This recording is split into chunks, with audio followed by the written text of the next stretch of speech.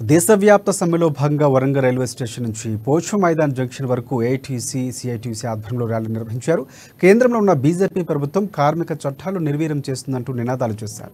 Corporate శక్తులకు వంత పాడుతుందని ఆగ్రహం వ్యక్తం చేశారు. ప్రజా వ్యతిరేక చట్టాలు ప్రభుత్వం రద్దు చేయాలని, లేదంటే వచ్చే ఎన్నికల్లో తగిన గుణపాఠం చెబుతామని హెచ్చరించారు.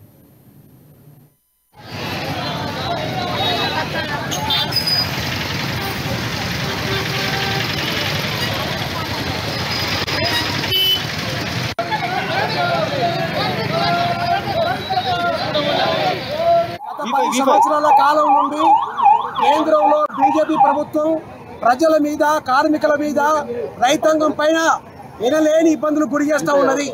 44 కార్మిక చట్టాలను తయారు చేసుకున్న తర్వాత అది 4 కోడ్లుగా మార్చి ఇలా దేశంలో ఉన్నటువంటి కార్మికుల్ని 10 గంటలు పెంచే విధంగా ప్రయత్నం చేస్తూ ఉన్నది.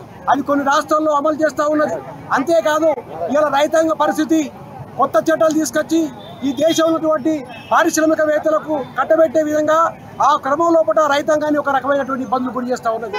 మరి కార్మికులు హక్కులు సాధించుకున్న తర్వాత మరి వాటిని ఎట్లా అమలు చేయాలి, ఇక పకడ్బందీగా చెప్పి పక్కా పెట్టేసి పెట్టుబడిదారులకు దాసోహంగా మారుతూ, పెట్టుబడిదారులకు అడుగులకు మడుగులొత్తూ ఇవాళ బ్రాహ్మణ నియమాల యొక్క భావజాలం తీసుకొచ్చింది. ఇలా కులము, మతము అనే పేరు పెట్టేసి ఇలా దేశంలో ఉన్నటువంటి మైనార్టీల పైన ఊచకోత కోస్తాం కోసం పెద్ద ఎత్తున మోడీ ప్రభుత్వం ప్రయత్నం చేస్తుంది. గత 10 సంవత్సరాల కాలం నుండి కేంద్రంలో బీజేపీ ప్రభుత్వం ప్రజల మీద, కార్మికుల మీద, రైతాంగం పైన ఎనలేని ఇబ్బందులు గురి చేస్తూ ఉన్నది. 44